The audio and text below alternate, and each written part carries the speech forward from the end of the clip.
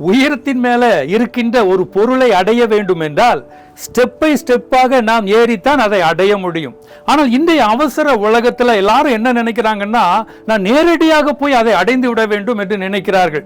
அது படிப்பில் ஆகட்டும், வியாபாரத்தில் ஆகட்டும், மினிஸ்ட்ரியில ஆகட்டும், வேலையில ஆகட்டும், இப்படியாக நேரடியாக, அதாவது நான் உடனே பெரிய ஸ்தானத்திற்கு போய்விட வேண்டும் என்று நினைக்கிறார்கள். ஆனால் வேதம் என்ன சொல்கிறது?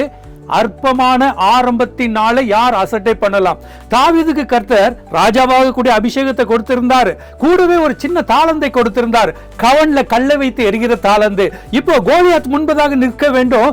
ஆனால் சவுல் சொல்லுகிறான், என்னுடைய ஆயுதத்தை எடுத்துட்டு போன்னு சொல்றான். இல்லப்பா, கர்த்தர் எனக்கு ஒரு தாளந்தை கொடுத்திருக்கிறார், அது போதும் என்று சொல்லி விசுவாசத்தோடு அங்கு செல்கிறான். கர்த்தர் அவனுக்கு பெரிய வெற்றியை கொடுத்து அவன் ராஜாங்கத்தை அடைய கர்த்தர் கிருபை தருகிறார். இன்றைக்கும் அதே போலதான் உங்களுடைய வாழ்க்கையிலும் கர்த்தர் கொடுத்திருக்கிற அந்த சின்ன தாளந்தை நீங்க விசுவாசத்தோடு எடுத்து நீங்க பயன்படுத்தும் பொழுது கர்த்தர் உங்களுக்கு மேலான காரியத்தை கர்த்தர் செய்வார். God bless.